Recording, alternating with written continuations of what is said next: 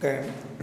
నిన్న కాంట్రాక్ట్ బాధ్యత విమోచనంలో discharge of contract విమోచనము అనేటటువంటి దాంట్లో మనం ఈ కాంట్రాక్ట్ బాధ్యతల్ని నిర్వర్తించకపోవడం సంబంధించి ఒప్పందము లేదా అంగీకారము ద్వారా విమోచనం చేసేటటువంటి సందర్భంలో ఈ కొన్ని సెక్షన్ 62, 63లో పొందుపరిచేటటువంటి నిబంధనలకి అనుగుణంగా ఈ కాంట్రాక్ట్ విమోచనం చేయడానికి కొన్ని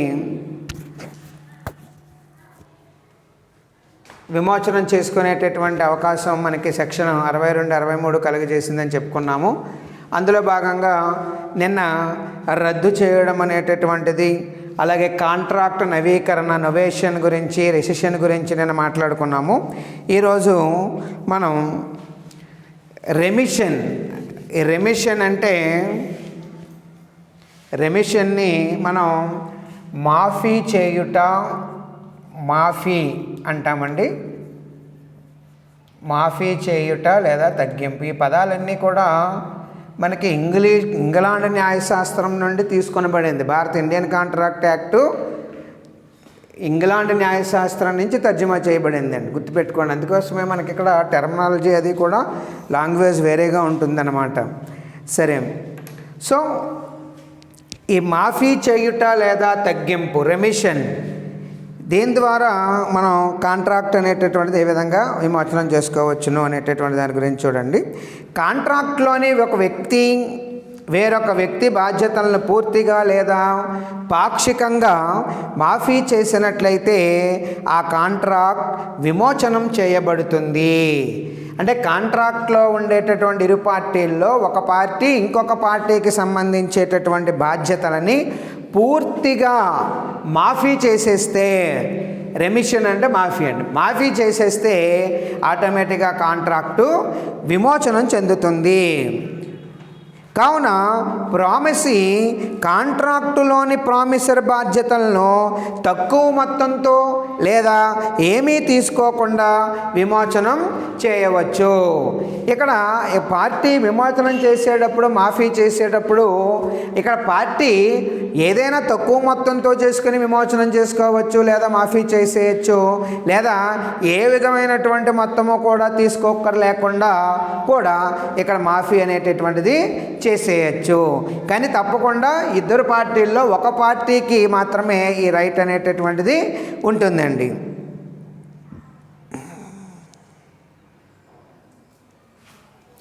ఇక ఉదాహరణ చూసినట్లయితే ఒక ఎక్స్ వై సంబంధించి చూద్దామండి. ఎక్స్ ఒక 2000 రూపాయలని వై దగ్గర నుంచి తీసుకున్నాడండి. ఎక్స్ తనకు అవసరం వచ్చి 2000 రూపాయల మొత్తాన్ని వై నుంచి తీసుకున్నాడు. ఇక్కడ ఏం చెప్తున్నాం మనం, కాంట్రాక్టు పార్టీలలో యాక్చువల్గా రూల్ ఏంటి, ఎక్స్ 2000 రూపాయలు వై అడిగినప్పుడు లేదా నిర్దిష్టమైనటువంటి గడువు తేదీ నాడు ఆ సొమ్ము చెల్లించాలి. That is the rule. కానీ ఇక్కడ ఏం చెప్తున్నామంటే, ఎక్స్ లేదా వై పార్టీలలో ఒక పార్టీ తప్పకుండా ఆ పార్టీకి కాంట్రాక్టుకి సంబంధించినటువంటి బాధ్యతని పూర్తిగా నెరవేర్చినట్లయితే, లేదా పూర్తి మొత్తానికి కానీ, లేదా ఏ విధమైనటువంటి మొత్తము తీసుకోక్కర్లేకుండా, లేదా తక్కువ మొత్తం తీసుకునైనా సరే మాఫీ చేసినట్లయితే ఇక్కడ కాంట్రాక్ట్ అనేటటువంటిది విమోచనం చెందుతుంది. ఇప్పుడు సపోజ్ చూద్దామండి. ఎక్స్ వై దగ్గర 2000 తీసుకున్నాడు. ఎక్స్ వైకి 1000 రూపాయలు మాత్రమే ఇచ్చాడు. బాబు, మిగతా మొత్తాన్ని నేనేమి చెల్లించలేనయ్యా అని అన్నాడు అనుకోండి. సర్లే, ఇక నువ్వు డబ్బులు ఏమి నాకు ఇవ్వనవసరం లేదు, ఈ 1000 రూపాయలతో సరిపెట్టుకుంటానులే, నీకు నాకు ఇంకేమీ బాకీ లేవు అన్నాడు అనుకోండి.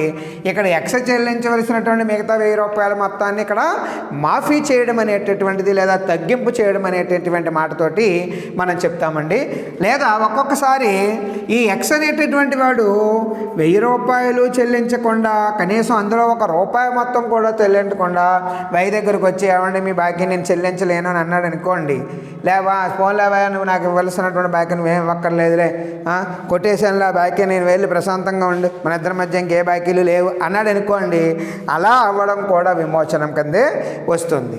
అంటే ఇక్కడ కాంట్రాక్టుకు సంబంధించినటువంటి ఒక పార్టీ తన బాధ్యతని పూర్తిగా వదులుకోవడము, అర్థమైందండి, తన బాధ్యత నుంచి పూర్తిగా తప్పుకోవడాన్ని ఇక్కడ మనం ఏమంటామండి, కాంట్రాక్ట్ విమోచనము అంటాము. ఎప్పుడైతే ఒక పార్టీ అవకాశం అనేటటువంటిది ఇచ్చాడో దాన్ని మాఫీ చేయుట అంటాడు. ఈ మాఫీకి సంబంధించి కొంత మొత్తం ఇచ్చి మిగతా మొత్తానికి మాఫీ చేయొచ్చు, లేదా పూర్తి మొత్తానికి మాఫీ చేయొచ్చు. ఇది ఆ పార్టీల మీద ఉండే వాళ్ళ మీద ఆధారపడి ఉంటుంది. అర్థమవుతుందండి.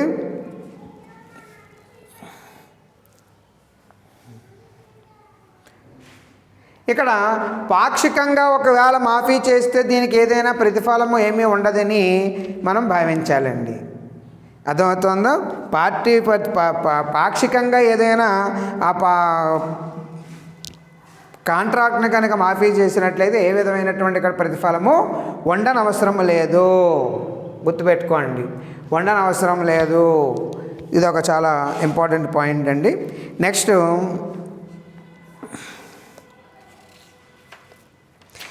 ఇక్కడ ఆంగ్ల న్యాయశాస్త్ర ప్రకారం మనం చూసినట్లయితే ఇదే పాయింట్ని దీనిని 2 రకాలుగా వర్గీకరిస్తారండి. ఈ మాఫీ చేయడం అనేటటువంటి దాన్ని. ఒకటి అంగీకారము, 2 పరిష్కారము. ఒకటి అంగీకారము అంటే ఒక వ్యక్తి వేరొక బాధ్యతలను పూర్తిగా లేదా పాక్షికంగా భవిష్యత్తులో మాఫీ చేయుటకు వాగ్దానం చేయుట. ఇది చెల్లని ఒప్పందం. ఉదాహరణకి ఒక బిల్లు స్వీకర్తతో గడువు తేదీ నాడు తక్కువ మొత్తాన్ని సంతృప్తిపరిచే విధంగా అంగీకరించడానికి వాగ్దానం చేసెను. అది చెల్లని ఒప్పందం, దీన్ని అమలుపరచడానికి అవకాశం లేదు.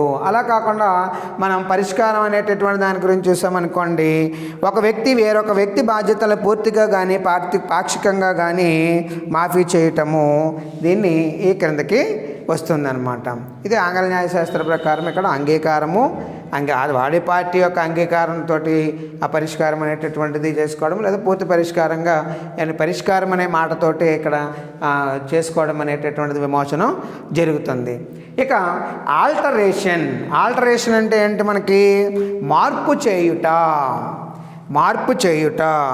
కాంట్రాక్ట్లోని నిబంధనలను పరస్పర అంగీకారంతో మార్పు చేసుకోవచ్చు. అంటే కాంట్రాక్ట్ కుదుర్చుకునేటప్పుడు కొన్ని నిబంధనలు వాళ్ళు ఏర్పాటు చేసుకోవడం అనేటటువంటి జరుగుతుందని చెప్పుకున్నాము.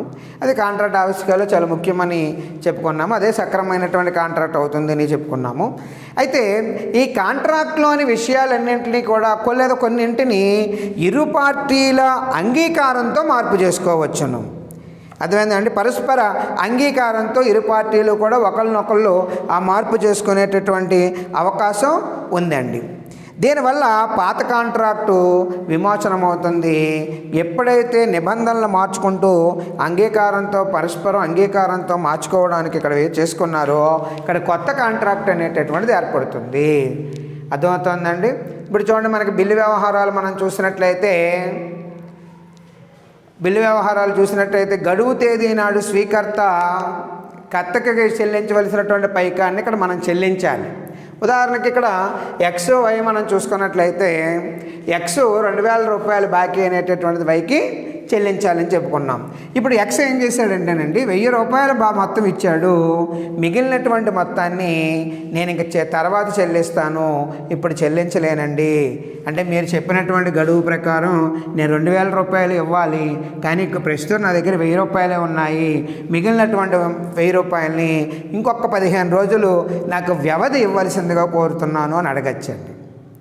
అది ఎప్పుడు రావాలి అంటే వాడు గడువు తేదీ రోజున కాకుండా గడువు తేదీకి ముందుగా వచ్చి అడగాలి. రేపటితో నా గడువు అయిపోతుందండి, మీరు అన్నట్టుగా 2000 రూపాయలు మీరు అన్న ప్రకారం నేను ఇస్తానన్న మాట వాస్తవమే, కానీ నాకు కొన్ని ఆర్థికపరమైనటువంటి కారణాల వల్ల నేను చెల్లించలేకపోతున్నాను. అందుకోసం నాకు కొంత మొత్తం ఈ 1000 రూపాయలు మిగిలినటువంటి 1000 రూపాయలకి నాకు కొంత గడువు ఇప్పించండి అని ఏమైనా అడిగినప్పుడు దానికి ఆనందంగా సరే దానికే ఉంది ఇంకొక 20 రోజులు ఇస్తున్నాను, తప్పకుండా ఆ రోజు మరి 1000 రూపాయలతో పాటుగా నీకు గడువు పెంచాను కాబట్టి నేను నీకు ఇచ్చినటువంటి మొత్తం వల్ల నేను కొంచెం లాస్ అయ్యాను కాబట్టి ఇంకొక 5% వడ్డీతోటో లేదా ₹1 లేదా ₹10 లేదా ₹50 వేసి ఇవ్వాలి అని ఏమైనా కొత్తగా నిబంధనలు రాసుకున్నారనుకోండి, అలా రాసుకోవడాన్ని ఆల్టరేషన్ అంటారు. అంటే ఇక్కడ ఏమవుతుందంటే ఇప్పుడు ఎక్స్ వైకి చెల్లించవలసినటువంటి మొత్తం ఎంతండి? యాక్చువల్గా 2000, కానీ అందులో ఎంత చెల్లించేశాడు? 1000 రూపాయలు. ఇప్పుడు కొత్త నిబంధన ఏమిటి? గడువు పెంచాడు, డ్యూ డేట్ పెరిగింది. అంతేకాకుండా ఆ 1000 రూపాయలు మిగతా ఇవ్వాల్సినటువంటి 1000 రూపాయలతో పాటుగా ఒక వడ్డీ ఒక ₹50 ₹100 ఇచ్చాడు. అంటే ₹1100 ఒక 15 రోజులు లేదా 20 రోజులు లేదా 30 రోజులు టైం అడిగాడండి. ఆ టైంకులో చెల్లించాలి. అంటే ఇక్కడ ఏమైంది? కాంట్రాక్ట్ యొక్క నిబంధనలు పార్టీల పరస్పర అంగీకారంతో మార్పు జరిగింది. అర్థమవుతుందో? ఇక్కడ ఎక్స్ వై మధ్య అంగీకారంతో మార్పులు చేసుకున్నారు కాబట్టి ఇక్కడ ఏమవుతుందంటే పాత కాంట్రాక్టు అంటే 2000 రూపాయలకు సంబంధించి మొట్టమొదటిగా రాసుకునేటటువంటి కాంట్రాక్ట్ అక్కడ విమోచనం చెందుతుంది. కొత్త నిబంధనలతో వాడు చెల్లించవలసినటువంటి కొత్త పైకానికి కొత్త కాంట్రాక్టు ఏర్పడుతుంది. That is called alteration. అర్థమైందండి? ఇది ఆల్టరేషన్గా మనం చెప్పుకోవచ్చండి. అయితే ఈ నవీకరణ చేసేటప్పుడు మాత్రం కాంట్రాక్ట్లో ఉండేటటువంటి నిబంధనలే ఉంటాయండి. మళ్ళీ కొత్తగా ఏదో కాంట్రాక్ట్ కుదుర్చుకున్నామని కొత్త నిబంధనలు ఏదో మొత్తం కాంట్రాక్టు చట్టాన్నే మార్చేసేటట్టుగా ఏమీ ఉండకూడదండి. కాంట్రాక్ట్ నిబంధనలే నవీకరణ కాంట్రాక్ట్లో కూడా కొనసాగుతాయి అన్నమాట. ఓకే. సో ఇంకా ఏమైనా కావాలంటే కొన్ని నిబంధనలు మార్చుకోవచ్చు. ఇంకా చెప్పాను కదండి, ఏదో నిబంధన ఇంతవరకు వడ్డీ లేదు, ఇప్పుడు వడ్డీ ₹100 వేసుకున్నాడు. ఇలా నిబంధనలు ఏమైనా మార్చుకోవచ్చు. ఇవి పార్టీల యొక్క పరస్పర అంగీకారంతో కుదుర్చుకునేటటువంటివి. ఇక నెక్స్ట్ మనం చూసినట్లయితే వెయివర్ అంటే పరిత్యాగం చేయుట.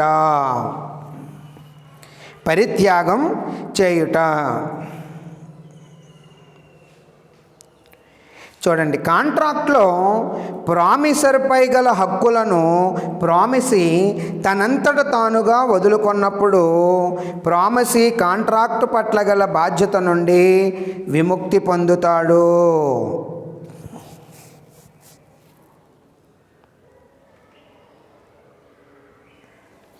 ఇక్కడ చూడండి, కాంట్రాక్టులో ప్రామిసర్పై గల హక్కులను ప్రామిసీ తనంతట తానుగా వదులుకున్నప్పుడు ప్రామిసీ కాంట్రాక్టుల పట్ల బాధ్యత నుండి విముక్తిని పొందుతాడు.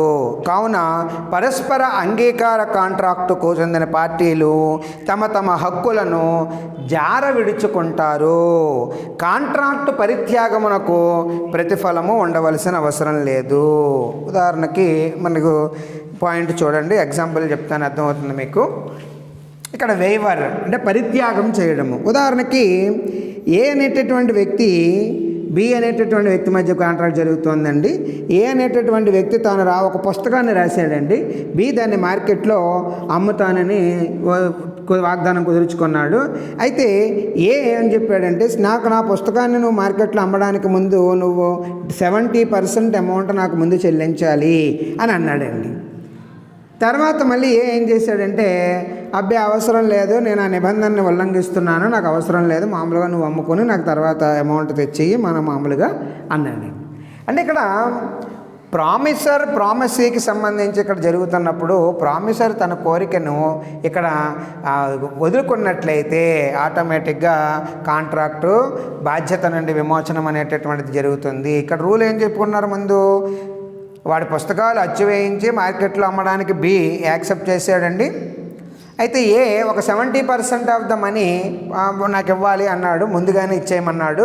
తర్వాత ఏం చేశాడండి, అబ్బాయి అవసరం లేదని మళ్ళీ అనుకున్నాడంటే ఇక్కడ ఏమైంది? వెయివర్ పరిత్యాగం చేశాడు. ఒరే బాబు అవసరం లేదు నాకేమీ, నువ్వు మామూలుగా ప్రింట్ వేయించుకున్నావు అమ్ముకో, వచ్చిన దాంట్లోంచి అన్నాడు. కాబట్టి ఇక్కడ ఏమైంది?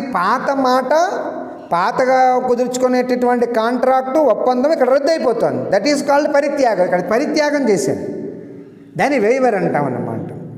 అర్థమైందండి? అయితే ఇలా వదులుకున్నందుకు ఇక్కడ ఏ విధమైనటువంటి ప్రతిఫలము వీడు ఆశించలేండి. నేను 70% వదిలేసుకుంటాను, నువ్వు నాకు ఏమైనా ఇస్తావా, నువ్వు లేదా ఇది పలానాది ఇస్తే నేను వదిలేస్తాను, ఇలాంటివి ఏమి ఇక్కడ ఉండవన్నమాట. ఎటువంటి ప్రతిఫలము ఉండవలసిన అవసరము లేదు. పరిత్యాగంలో ఏ విధమైనటువంటి అంటే ఏ పార్టీ అయినా పరిత్యాగం చేసినప్పుడు, కర్త పరిత్యాగం చేసినప్పుడు ఏ విధమైనటువంటి ప్రతిఫలము ఉండవలసినటువంటి అవసరం లేదు. ఇక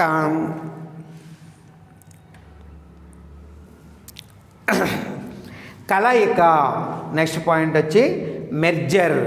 ఈ మెర్జర్ అంటే ఏమిటి అన్నాం అనుకోండి, తక్కువ స్థాయి హక్కులు కలిగినటువంటి కాంట్రాక్టులు అధిక స్థాయి హక్కులు కలిగిన కాంట్రాక్టుతో సంలీనమైనప్పుడు తక్కువ స్థాయి హక్కులు కలిగిన కాంట్రాక్టులు విమోచనం చెందుతాయి.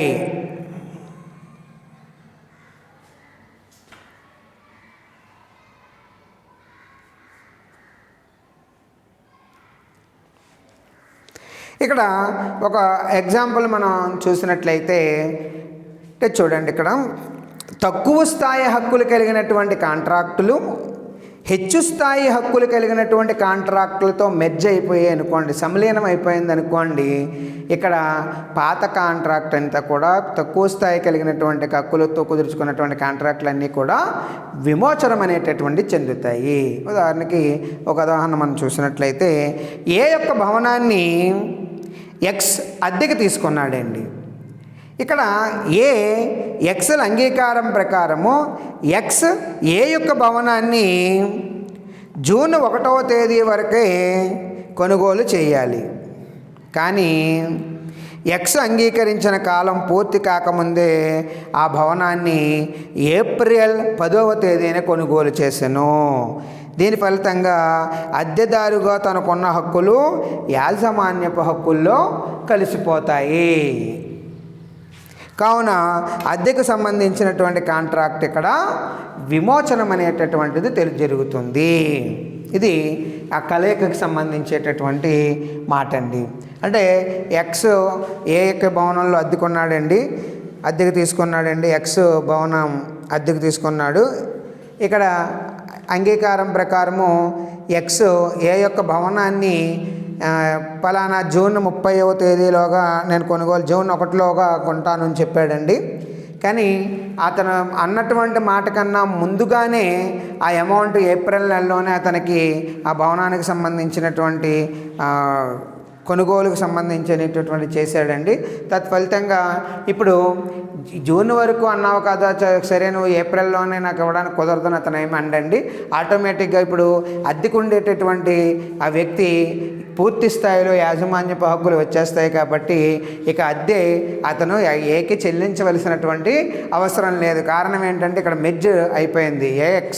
ఎక్స్ ఏ యొక్క భవనాన్ని పూర్తిగా స్వాధీనపరుచుకుంటాడనమాట అండి. అతను పూర్తి స్థాయిలో యాజమాన్యపు హక్కులు వచ్చేస్తాయి. కాబట్టి ఇక్కడ ఏకి అతను జూన్ వరకు అద్దె చెల్లించవలసినటువంటి అవసరం ఉండదు.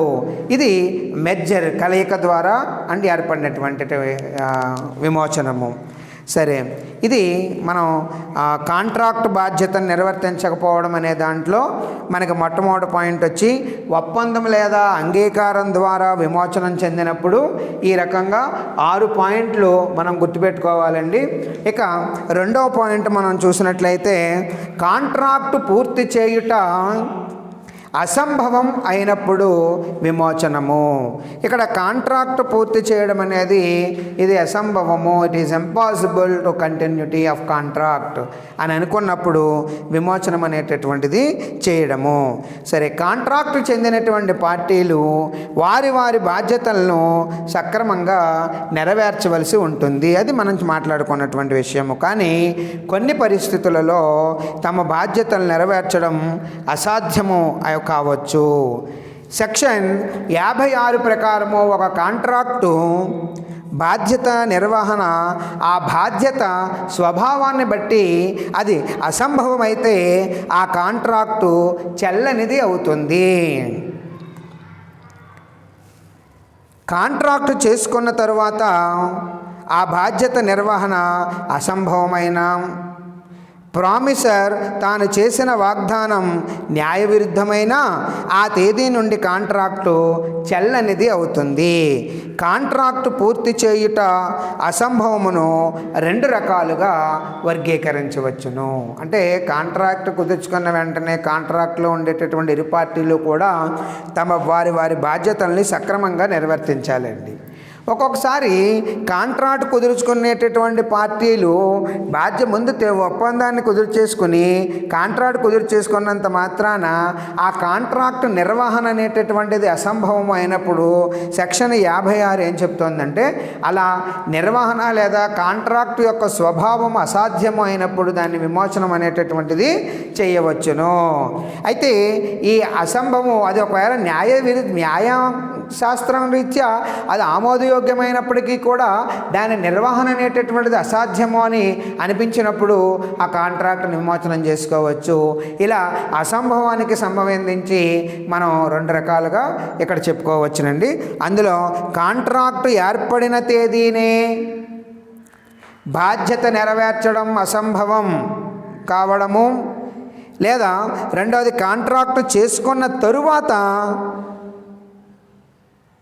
బాధ్యత నెరవేర్చడం అసంభవం. అంటే ఎప్పుడైతే మనం కాంట్రాక్ట్ కుదుర్చుకుంటామో ఆ తేదీననే కాంట్రాక్ట్ నెరవేర్చడం చాలా కష్టము అని అనుకోవడము, లేదా నెరవేర్చిన తేదీ తరువాతనే ఈ బాధ్యత నెరవేర్చడము అసాధ్యము అని అనుకున్నప్పుడు ఇక్కడ రెండు రకాలైనటువంటి అసంభవాల గురించి విమోచనానికి సంబంధించి చెప్తున్నామండి. అందులో మొట్టమొదటిది కాంట్రాక్టు అసంభవము అని ఆ తేదీ నాడే తెలిసినప్పుడు. అంటే ఇక్కడ చూసుకున్నట్లయితే కాంట్రాక్ట్లో ఏ పార్టీ బాధ్యతనైనా నెరవేర్చడం అసంభవము అయితే అది చెల్లని కాంట్రాక్ట్ అవుతుంది. అంటే కాంట్రాక్టు బాధ్యత నెరవేర్చడం అనేటటువంటిది ఏ పార్టీ అయినా సరే ఆ కాంట్రాక్టు నెరవేర్చడం అనేది అసంభవం అయితే అది చెల్లనిది అవుతుంది. ఎందుకంటే ఈ అసంభవం మళ్ళీ రెండు రకాలుగా చెప్తారండి. అంటే కాంట్రాక్టు తేదీ నాడు తెలిసినటువంటి అసంభవం అని తెలిసినటువంటి కాంట్రాక్టులు ఇక్కడ మళ్ళీ రెండు రకాలుగా ఉన్నాయండి. అందులో ఒకటి ఆ అసంభవం రెండు పార్టీలకి తెలిసినప్పుడు, ఆ అసంభవం రెండు పార్టీలకి తెలిసినప్పుడు. ఇది చాలా చాలా ఇంపార్టెంట్. ఎందుకంటే ఇక్కడ ఒక పార్టీకి తెలిసి ఇంకో పార్టీ తెలియకపోతే మనం చెప్పడం కొంచెం కష్టం. కానీ ఇక్కడ ఒక పార్టీ ఇద్దరు పార్టీలకి అది అసంభవము అని తెలిసింది. ఉదాహరణకి ఎక్స్ అనేటటువంటి ఒక మాంత్రికుడు లేదా మాయాజాలకుడు గుర్రాన్ని గాడిదగా మారుస్తాను అన్నాడు అనుకోండి. ఇక్కడ గుర్రాన్ని గాడిద చేయడం అనేది అసంభవము అనే మాంత్రికుడికి తెలుసు. అలాగే వీడు ఇలా చేయడం ఏంటి, అసలు గుర్రం గాడిద ఎందుకు అవుతుంది అనే విషయం అవతల పార్టీకి తెలుసు. ఈ రెండు జరగవని తెలుసు. ఇది అసంభవం అని ఈ రెండు పార్టీలకి జరిగినప్పుడు ఏమవుతుందండి, ఇక్కడ ఆ కాంట్రాక్ట్ అనేటటువంటిది విమోచనం చెందుతుంది.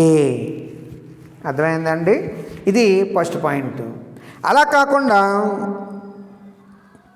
ఆ అసంభవం రెండు పార్టీలకి తెలియనప్పుడు, అంటే వాళ్ళిద్దరికీ కూడా తెలియదు, మొట్టమొదటి దాంట్లో వాళ్ళిద్దరికీ తెలుసుకున్నప్పుడు ఇది అసంభవం అని తెలుసు.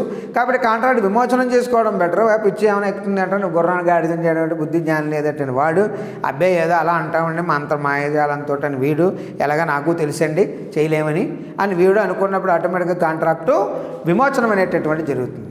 కానీ కొన్ని కాంట్రాక్టులలో కాంట్రాక్ట్ పార్టీలకి అది అసాధ్యము అసంభవము అని తెలియనప్పుడు, ఇద్దరికీ తెలియనప్పుడు, ఇలాంటి సందర్భాల్లో మనం చూసుకున్నట్లయితే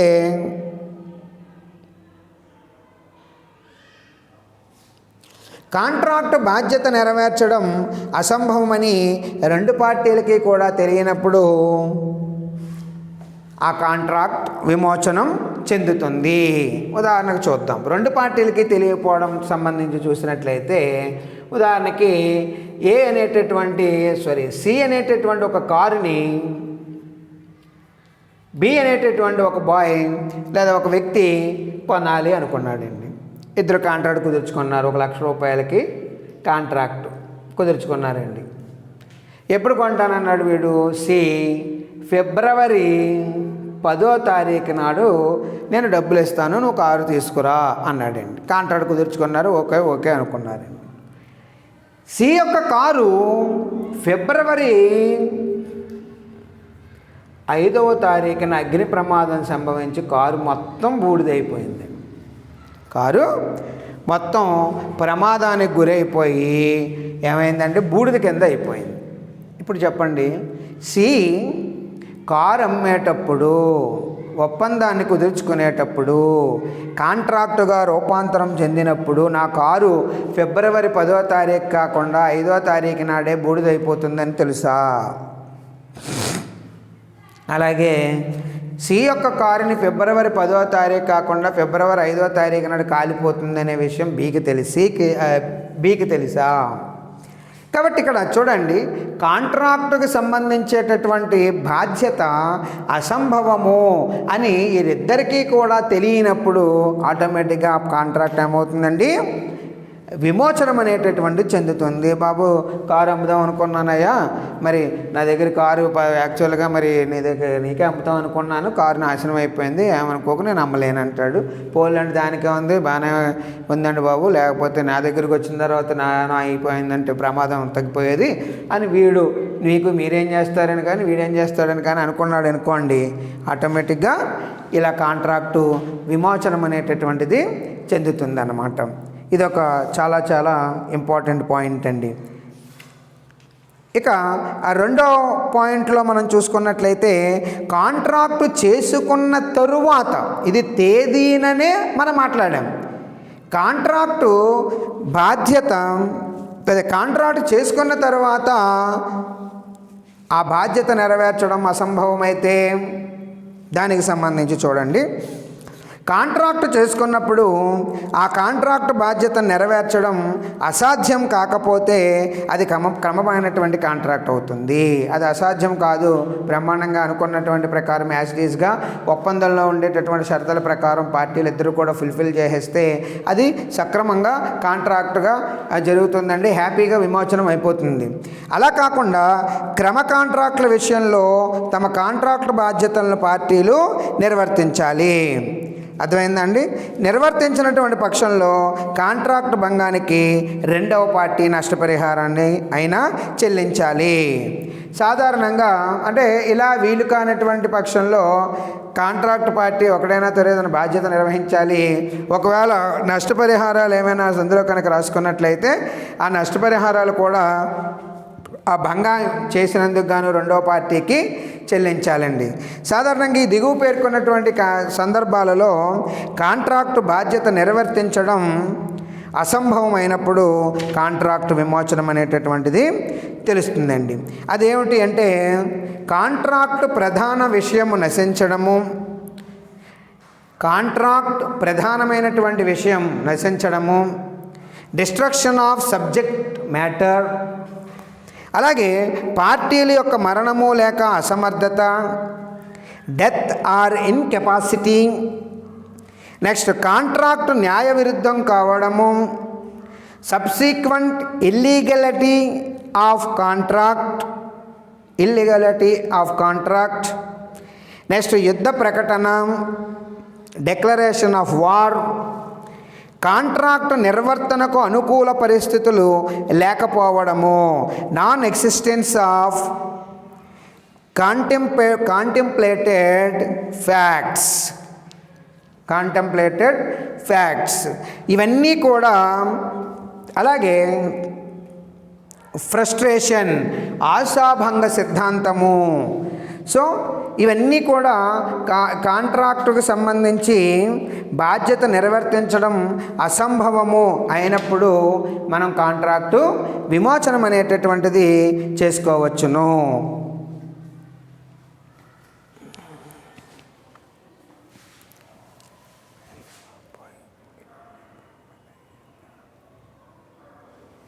ఓకే, ఇందులో ఒక్కొక్క పాయింట్ గురించి మనం మాట్లాడదామండి. దీంట్లో మనం ప్రధానంగా చూసినట్లయితే కాంట్రాక్ట్ ప్రధాన విషయం నశించడము అంటే కాంట్రాక్ట్ ఏర్పడిన తర్వాత ఇరు పార్టీలు పొరపాటు లేకుండానే కాంట్రాక్ట్లో ప్రధాన విషయం లోపించినప్పుడు లేదా నశించినప్పుడు కాంట్రాక్ట్ విమోచనం చెందుతుంది.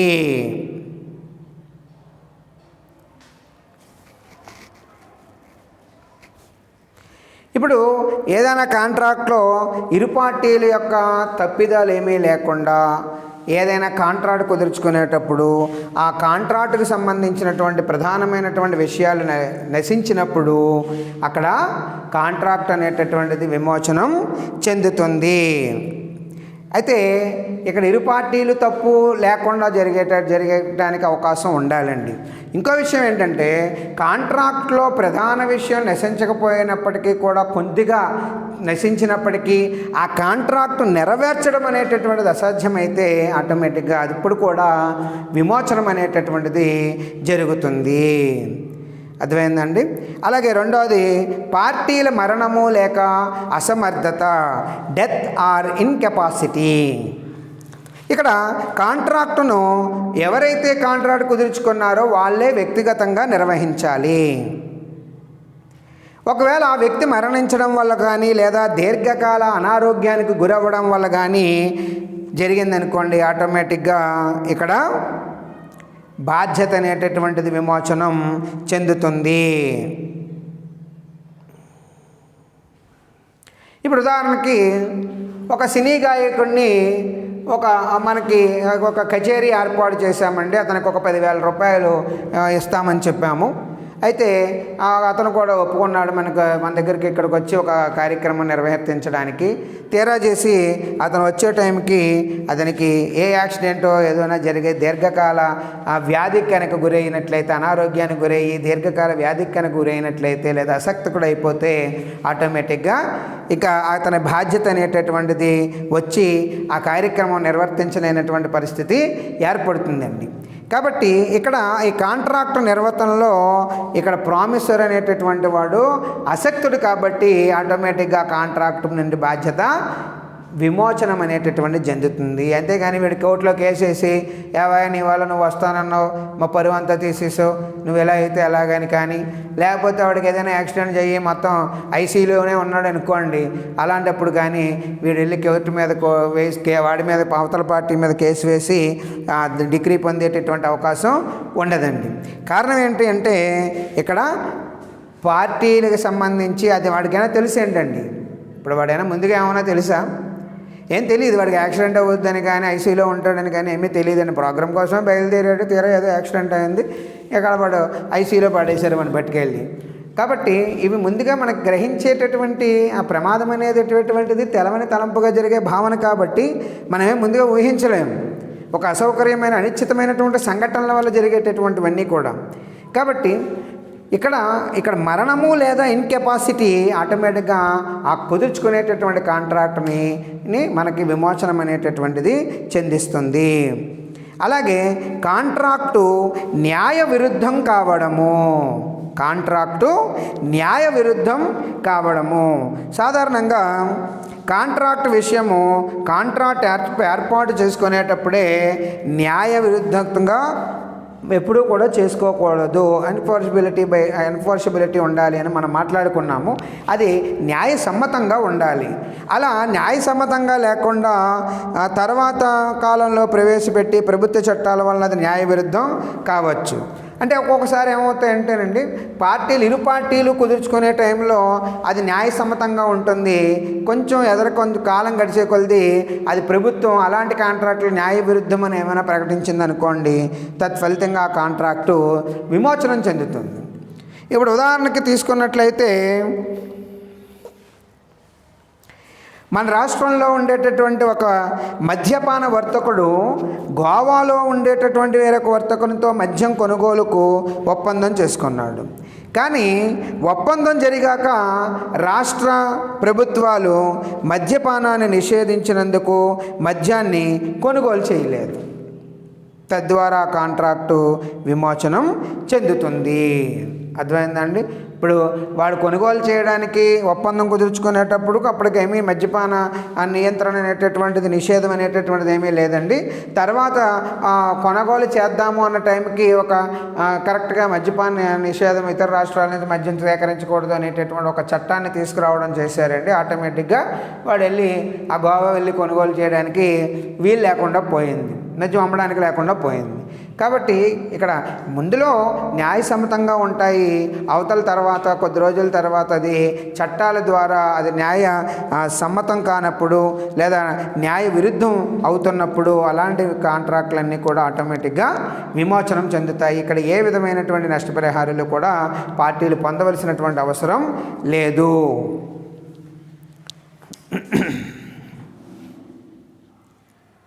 అలాగే మిగిలిన పాయింట్లకు సంబంధించి రేపు క్లాసులో మాట్లాడుకుందామండి. Okay, thank you.